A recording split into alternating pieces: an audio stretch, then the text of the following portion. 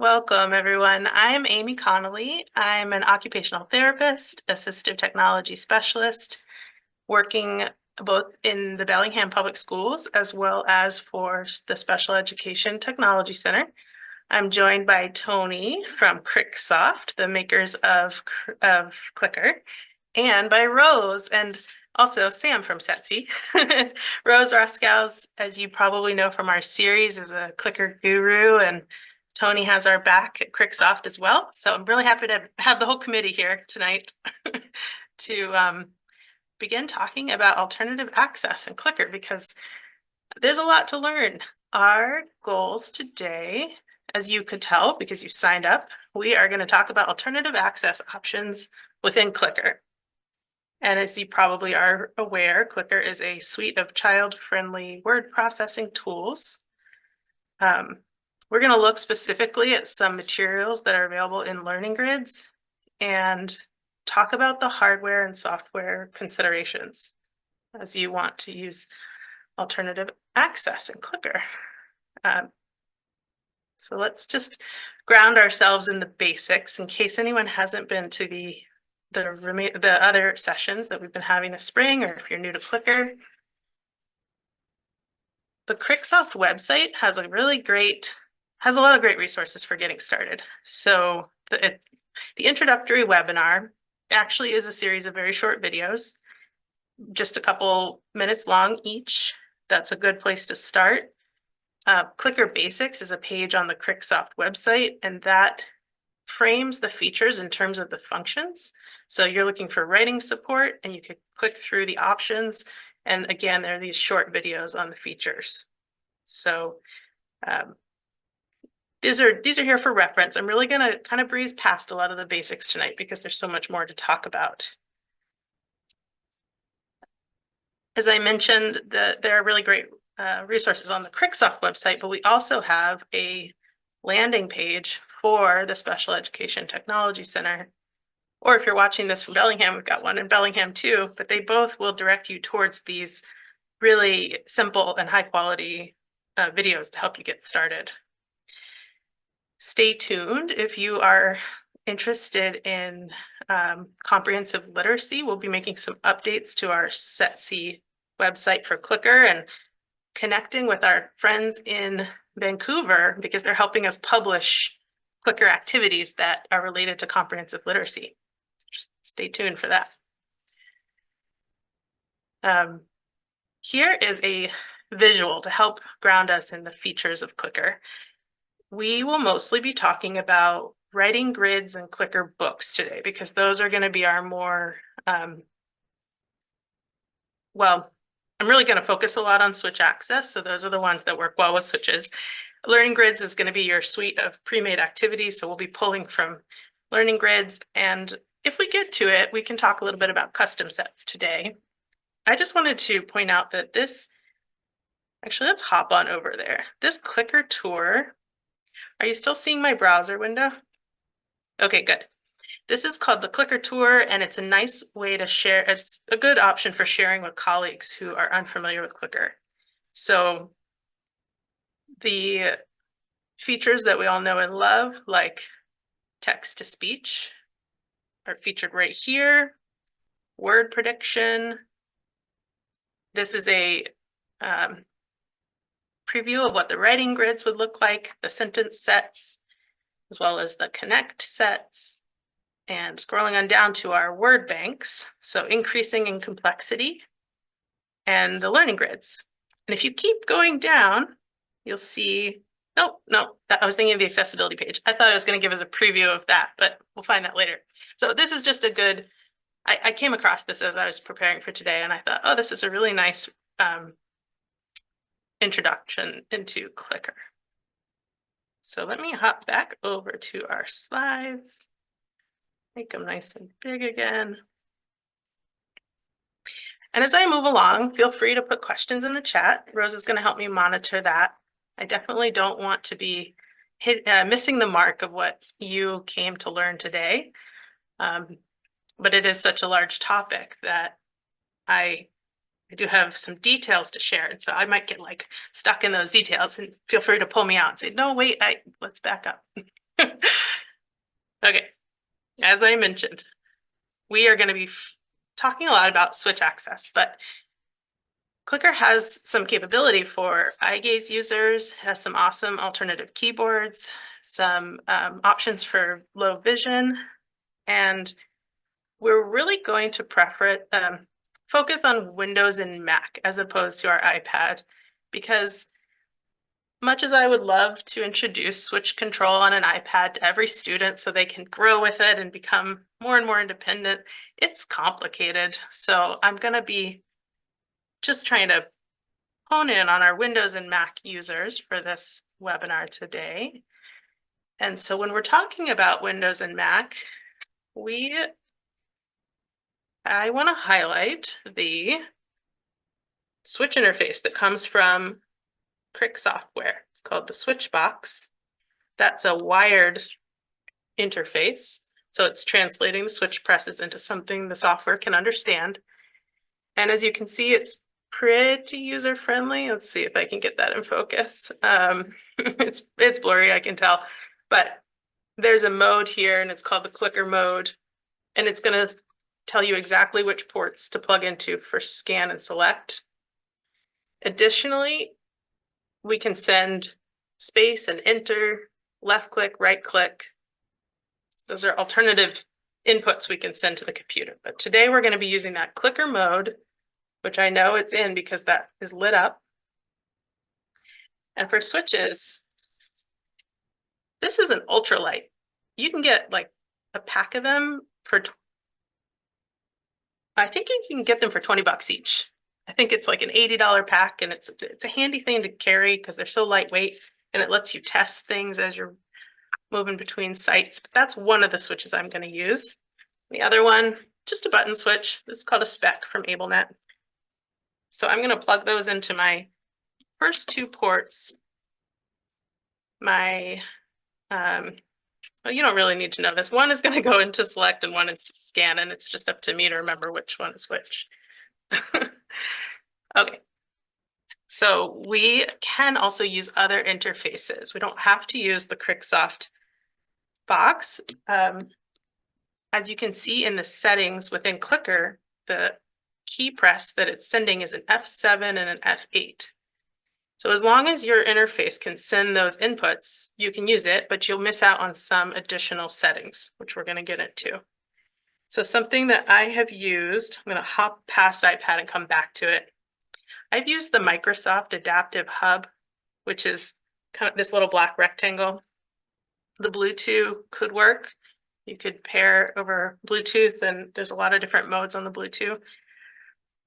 So that's what I'll be using today, is our Crick switch box.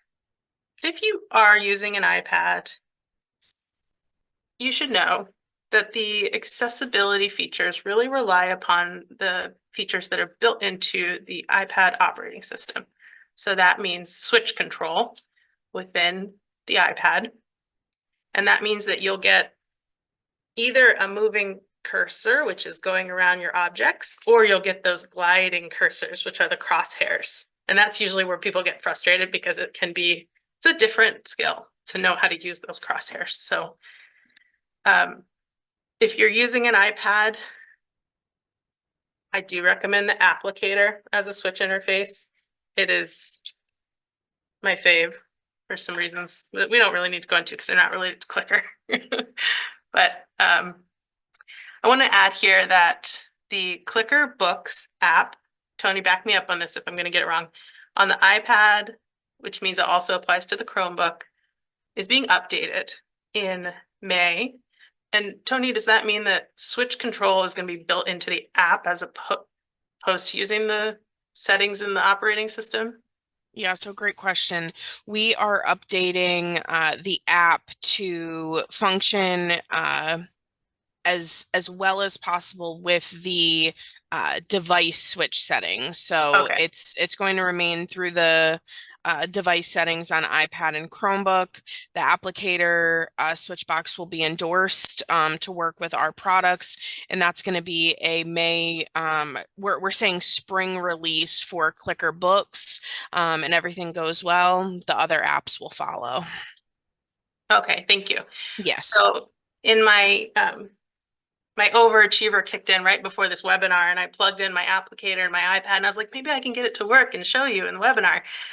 But I didn't want to show it to you because I found that I saw the crosshairs, the roving cursors, the moving lines, and that's not desirable. So it sounds like the change that Tony's describing would be that the items would be able to be located by the switch control feature. And so we would actually see buttons that get surrounded in a nice thick line, and you know exactly what's going to happen when you press that switch.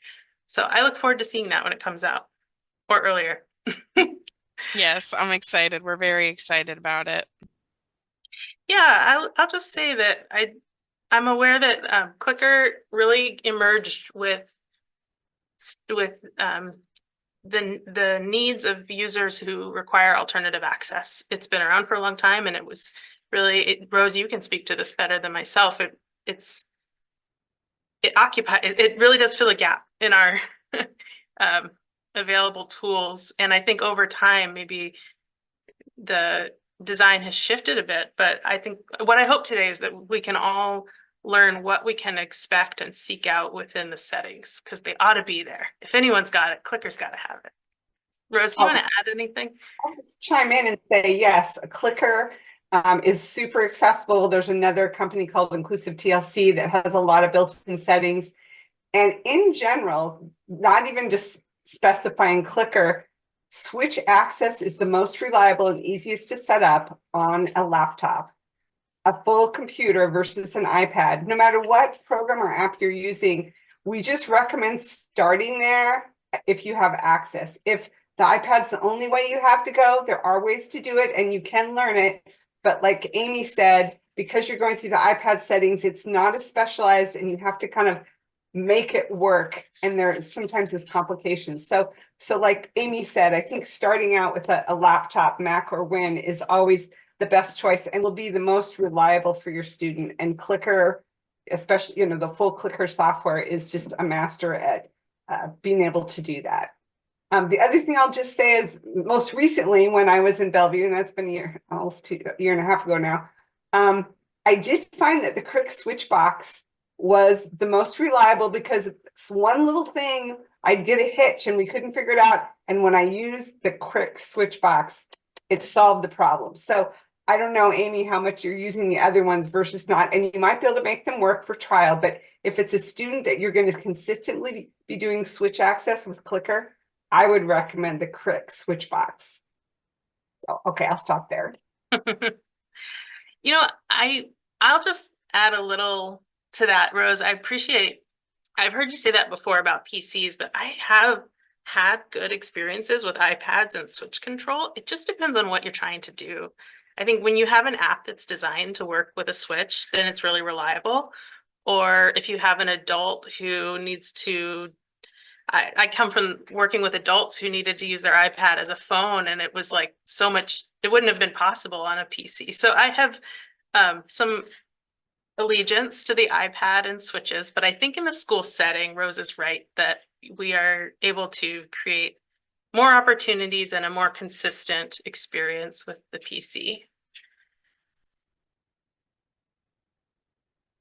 But things are always changing, so it's maybe it's an open question depending on the user and their specific needs. So before we get into more specific Clicker activities, I wanted to just toss in some resources that come from Cricksoft, including a series that they did with Kelly Fauner on the developmental writing scale.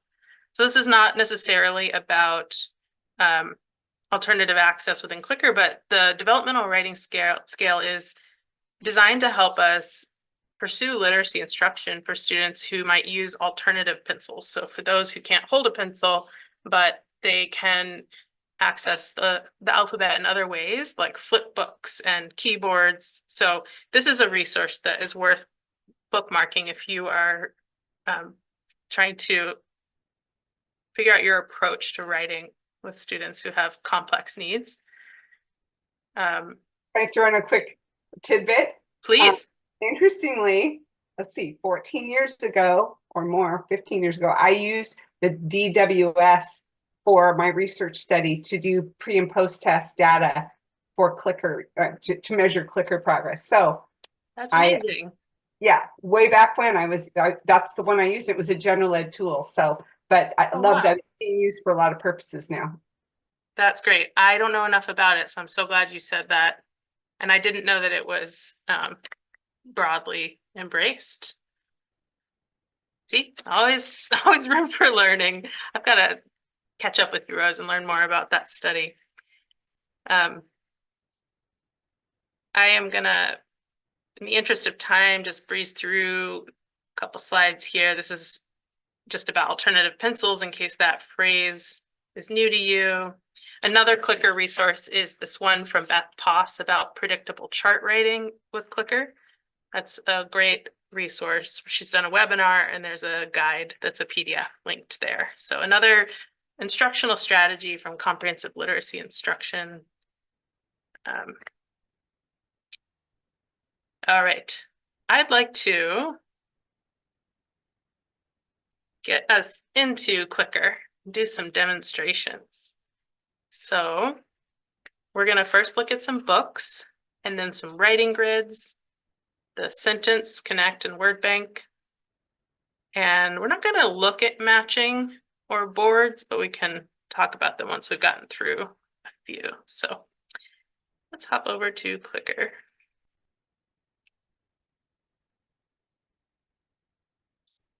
All right. Whoops. Right now my switch access is paused. That's really helpful to know. Are you all seeing my Clicker screen? Yeah. So as I mentioned, we're going to look at some books first and then some writing sets. And to set us up today, I went into learning grids. And a hot topic in my home right now is airplanes. So I searched airplanes and found a cool collection on making paper airplanes. And right now I'm working with a middle school student who's in STEM classes with a lot of alternative access needs. And I'm kind of wondering how this group of activities might help her participate in STEM. But just wanted to bring you here to the learning grid so you can see where I found these materials. And I already have them queued up. I actually have them in my recent Clicker sets pinned, but I have opened them up. So they were down here on at the bottom row. And if I activate my switch. Making a paper airplane. Control. Is my sound being shared? Yeah. Making a paper airplane. All right. I don't know why it read. Oh, I know why. Hold on. Making a paper airplane. Not quite ready. I had it on single switch. I'd like to show you two switches first. So we'll get into Making a paper airplane. settings after the demo. So I have my scan button. Let me loosen it up. I had kind of a tight leash on it. Okay. This is going to be my scan button, and this is my select. So if I already heard it read, it seems to be set to start reading when I opened it. So if I wanted to move over to turn the page. Making a paper airplane. I accidentally pressed select. I meant Making to a paper airplane. see how the orange box moved over to the arrow? That is because I was able to scan to that target, and now I am selecting it. So I've turned the page, and now I will scan. Step 1. Get a rectangular piece of paper. I'll be honest, I don't know why it activated that automatically. I think that might be a feature of the book design, but I put my cursor on the play button and it did read aloud to me without further action on my part. That's probably a setting I could change. Again, if I wanted to scan over to turn the page, I moved my cursor with my scan button and I am selecting that arrow. I think I know why that happened. Step 2. Okay. Fold the paper in half and then unfold it. That time I scanned to the speaker and it activated it. So I think there's a setting where if nothing happens after a little bit, it's just gonna start to increase interest. Amy, Those are, yes, I have a question. yes, Matthew asked, if you have a touchscreen laptop, are those buttons selectable on the screen? yes, they are. Step 3. Mhm. Touchscreen or Pull the switch? top corners into the center line. Yep. Now, again, I did not press the speaker button. That just seems to be a feature of this book that it wants to autoplay, but I pressed the page forward, and when turning to the new page, it started reading. Amy, there is a setting, it's in edit, and you add, so if you click the pencil, which you are in, I'm not seeing it activated, but you add from the left-hand side what looks like the voice note, Mhm. beneath that one. So here, what looks like a voice note is the record and play icon. Mhm. And you add that to the page. And with that added to the page, that is selected, and then in the book toolbar next to the garbage icon, toward the top, in the middle of the page, that icon, in between the garbage and that record and play settings, see play sound when page opens. Okay. That's what I thought was making that happen. I don't know if there's Mhm. something in the switch settings that's making it autoplay, but that if you want to achieve a book that is automatically playing the sound, that's how you achieve that for Yeah. users. Okay. So I don't think I needed to add the that button, the record, but it is regarding this button because that's the one that triggers the text to speech, right? So now that that's selected, if I adjust settings, Alt text boxes read them. Yes, text to read yeah. automatically when the page opens. Perfect. I'm afraid if I get too much in the weeds on that topic, I might not get to course. my other activities. So I Fair appreciate enough. that. But maybe that could go in the parking lot. Rose helped me by starting out a parking lot. I'd like to understand better why it was reading automatically, because it could be what you just described, Tony, but I noticed that box wasn't checked, and so it feels like it could be something about our switch control settings. I want to show you next Picture.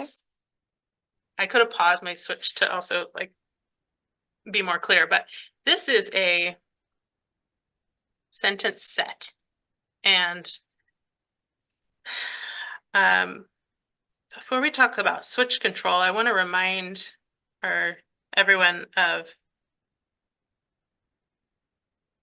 sorry, it's a little blurry here, but these are our options when we have like a sentence set. We could have the order be in a random order or in sentence order or guided order where you have to select each word as it is expected to be entered into the sentence. So those are separate from our switch control settings, but they could impact how your sentence set functions. I'm going to get back into Clicker. Here we are with our sentence set. And if I activate my Picture. switch control, again, I have my select and my scan. So let's say I want to include that picture in my document. I've selected it and Picture. I'm scanning to the Paper. next Get. word that I want to include. A. Piece. The setting it's showing me is that, or I know that mine is set up to start scanning the very next box after a choice is made. And since my words are in random order, I think that's a little confusing. So I'm going to make it be in sentence order real quick. So in my clicker set, edit, I'd like my words to appear in sentence order. Picture. I'm going to delete that word. I'm moving over to my first word in the sentence, get. And I heard that auditory preview. So the cursor is on a word on a cell, and it's letting me know what would happen if I picked it. Rectangular. Piece. I skipped rectangular of and I picked piece. paper. Period. Get a piece of paper. Picture.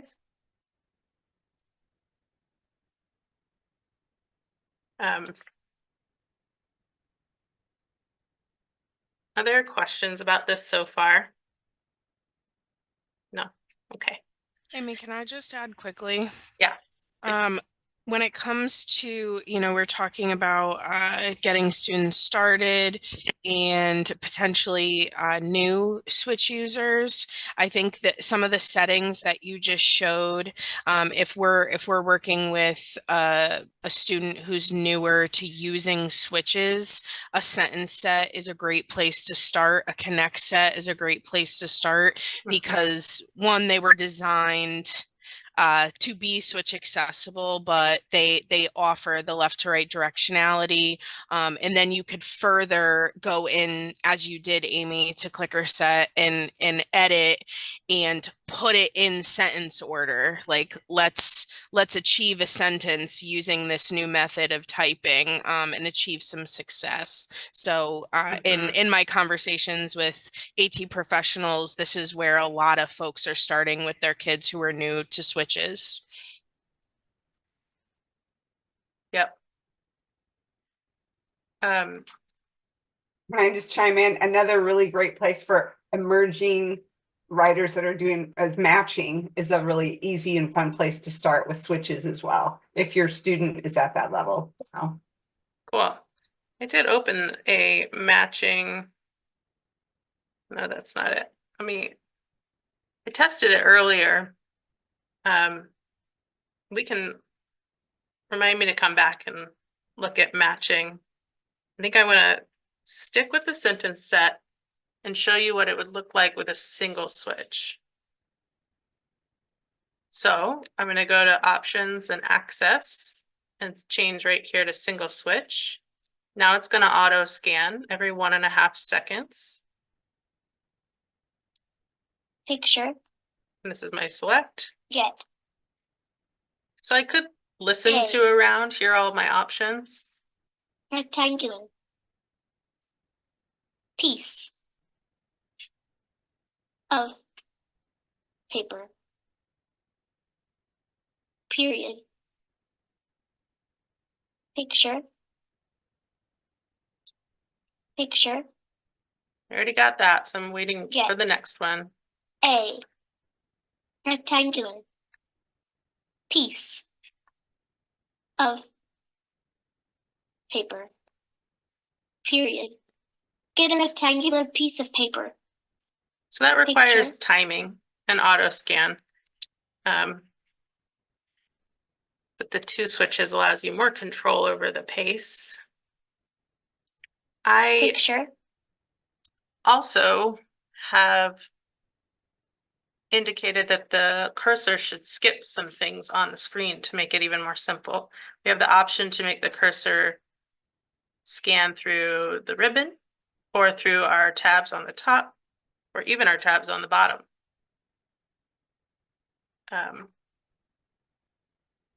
So on a connect set, if we do have someone who is a more experienced switch user and has higher literacy skills where they are making, I think I wanted to show you here. This is a connect set, which is titled Paper Airplane Investigation.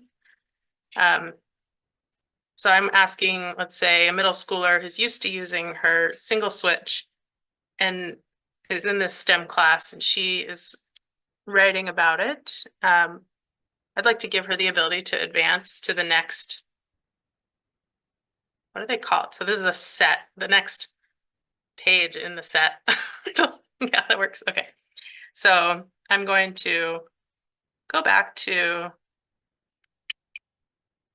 well, I did say single switch, but I'm going to stick with two because I want to control the timing in the demo more.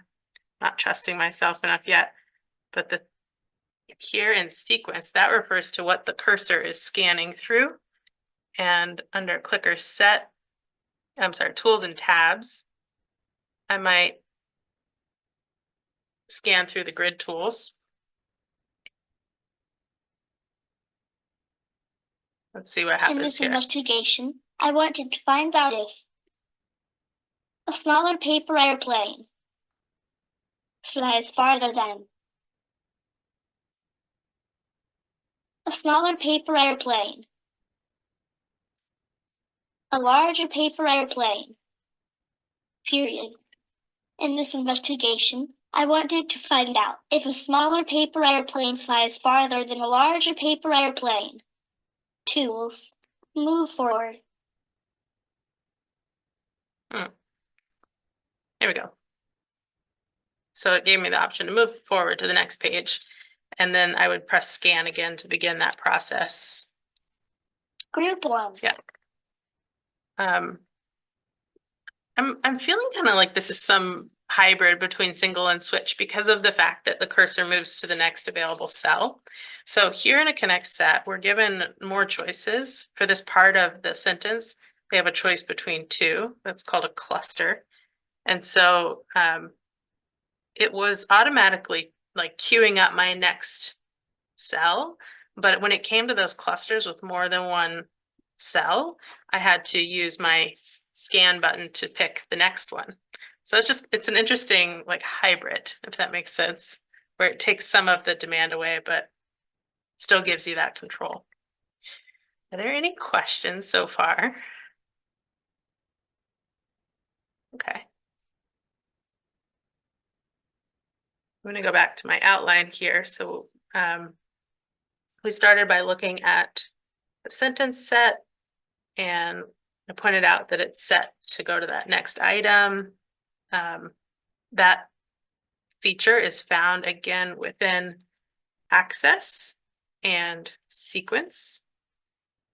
I said again, but I didn't really show you that before. Here's where that setting exists in the sentence set area. And I've shown you how you can expand what the cursor is showing you by adding the tabs or adding other parts. Now let's look at a word bank. Okay, I gotta be honest, I didn't really have time to test a lot of the keyboard options here. I've used super keys before. Super keys is probably needs to be turned on.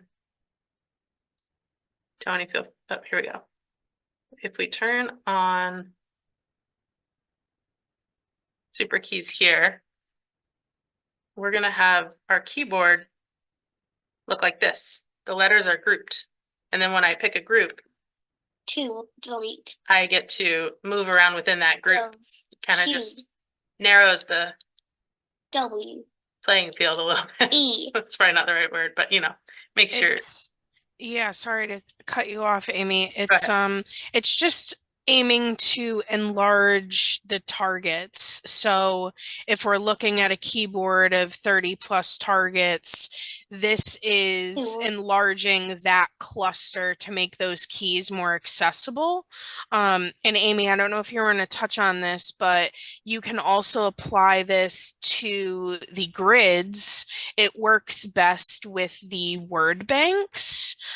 You do have to, if you go back into options, access, and super keys, you have to tell it that you want it to work on the grids as well. But once you apply that and click OK, you'll see it automatically applies. Wow, and I then didn't know that. it's doing the same thing. So this, you didn't know that either, Rose? No, it applied to word bank. Yes, it will apply to all of the writing grids. I always encourage collaborators to just be intentional when using super keys with the grids. Because if you open up a sentence set, any of the ones that you have open, is it not going to apply to the sentence set? Maybe not with the sentence set, but it will apply to the connect set. And so if you go into starters, you see how it it goes from cluster to cluster. So I always say, set your students up for success. Don't, especially with a connect set like we have here, don't allow them to get something incorrect if we don't want them to get something incorrect. Set them up for success, but it functions as closely to the keyboard option in a word bank, but it works with those writing grids. One moment, I have someone trying to enter the classroom. Excuse me. I'm sorry, I missed that. So I have a question. So when we were looking at the clusters of the word bank, if you select one of those, does that magnify? Yes, it Okay. does. It does. It goes by the columns in a word bank specifically. In a connect set, it will focus, as you can see here, on the clusters. So if you select first, then next, after that, it will enlarge all of that. But on a word bank, it will do the columns. Yes. Love it. I'm back. What did I miss? Is there a new insight that you don't mind sharing, Rose? I asked how it looked on the word banks, like I saw the clusters. So if you selected those, did that zoom in? So like, Yeah, so my switch axis is Paper paused. airplane. Now it's active. So I'm gonna scan, yeah. scan, select, Paper airplane. and now I feel like this is a game changer. This really Fine. simplifies our Match. work to set up clicker sets. Love And it. if you look in this also gives Paper students airplane. access back to the keyboard, so they're able to navigate from the words in the word bank easily to accessing the keyboard, which also has super keys applied and is going to function in that same way. All right, let me see if I can do what you're suggesting. Let's see. Paper airplane. Paper airplane. Fly, match, together. Listen. Open keyboard. Cool. Very fun. So I wanted to say Tools. match A. Tool. Delete. Close. W. E. A. And then to get out of super keys, how do I get back to my word bank? You have to open a cluster of the letters. So Tool. once you Delete. select Close. that, you're going to Tools. be able to navigate. You should be able to navigate back to the Tool. word Delete. bank. Okay. Is it that arrow up? R. T. That's sound Y, shift. I U, think it's F, the bottom left. G. H. Toggle sound That one. shift. Tools. Oh, that's That's sound not. shift. Apologies. It's going to be in the top toolbar. Do you see what used to be the keyboard? It's the green icon. Yep. That's how you're going to navigate back to the word bank or any of the Close. grids. R. T. Y. U. F. G. H. I might have to get Toggle out of sound this shift, group. shift. Yeah, what's the Tools. switch? Delete. Close. Tools. If I scan, maybe now it'll go to that root. Now you Tools. should, have. yeah. Delete. New sound show. That's a grid. lot of Paper presses. airplane. It But- is. It is. Cool to know. This is great. Wow, great. So we just have 20 minutes. Do we want to look at a matching set? Since we mentioned it? Okay. Sure. So I didn't actually, before I do that, I wanted to just show you without super keys turned on.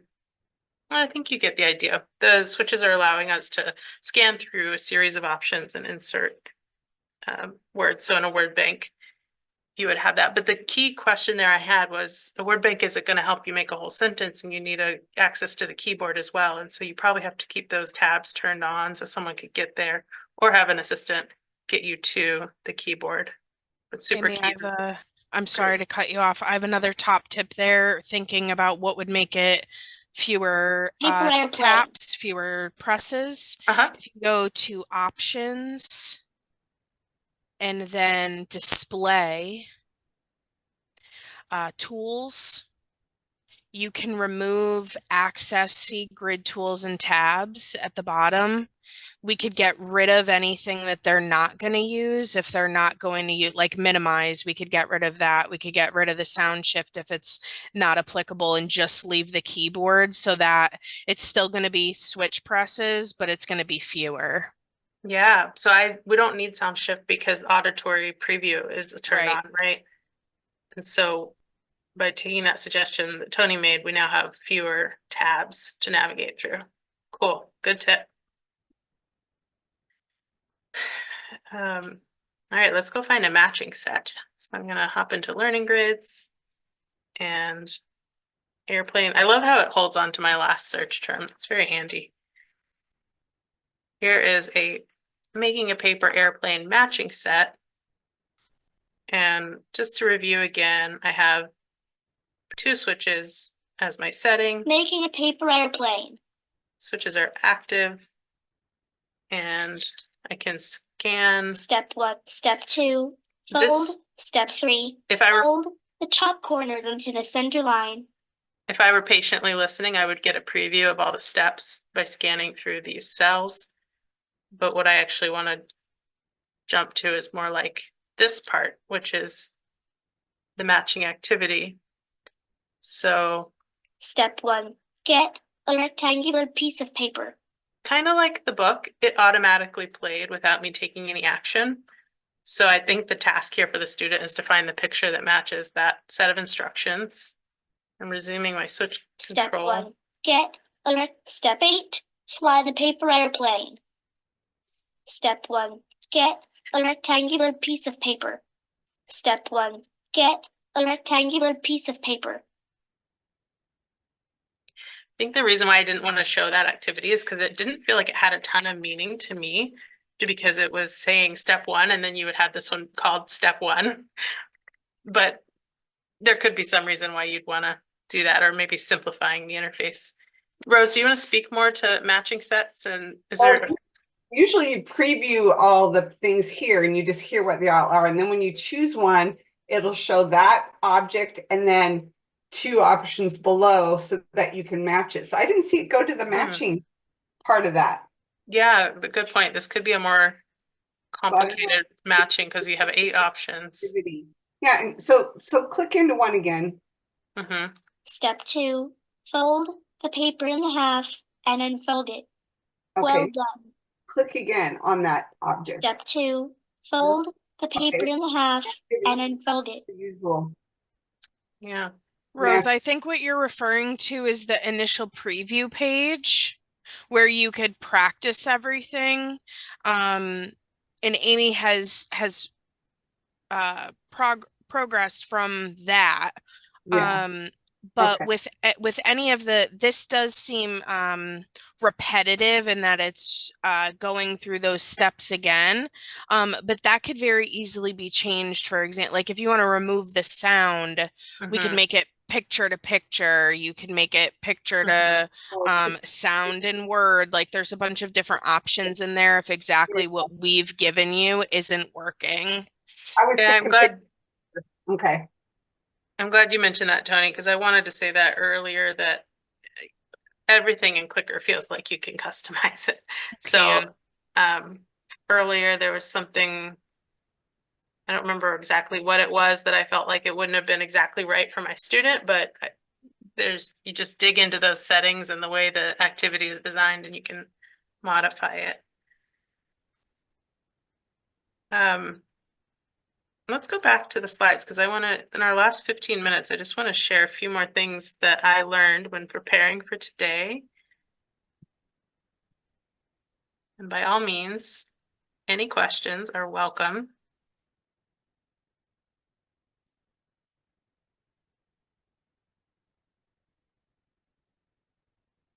So our colleague and friend Barb Lark is in touch with Clicker quite a bit, and she has been tracking some more unusual needs regarding accessibility and watching to see when those features change. And so she reported in the fall that the version 12 update improved some things that she needed to see. So I think that this second bullet, customizing the font size and Clicker sets, was something that she was really happy to see. And this is just a note to say, yes, there's always some way we can figure out a workaround, but providing that feedback back to Clicker, to Cricksoft, is really meaningful because they are responsive and will evolve over time with our discoveries. Barb presented in the fall on custom sets within Clicker, and I'll admit I have I done that? Sometimes I skip the step of finding out what's there because I know that what I need is pretty specific and I'll just go to make it. And so there's a balance there. I'd say start with what is available in learning grids and really understand the settings before going into custom sets, because there is a limitation with custom sets. We can't move them over to iPads. I guess if your Switch user is using Clicker, you're probably on a PC, but custom sets can solve some of our quandaries. And Barb shared some reasons why you might pursue a custom set. But I'm going to breeze through that a little bit and just share some examples of using Clicker. And I wish I could have been at all of the sessions that have happened already this winter, because I know tons of good examples have been discussed already. So hopefully this isn't redundant, but here's what I wanted to share today. When I was using Clicker with a student to do some independent writing, she really loved being able to, well, first of all, she would do drawings and then we would photograph them and put them in a book, and she would be writing in the text area. She loved speaking her ideas, so we recorded her speaking, and that's why it had the speech icon there. And the speech feedback from typing was really helpful to her. She could listen as she typed each letter and was just really engaged in this. She loved reading through the book and listening to herself talking about each page. We've used Clicker with a student doing some inquiry activities, and this is where we were looking at modifications to the appearance. It looks like they made I'd say this is a work in progress. This probably isn't even as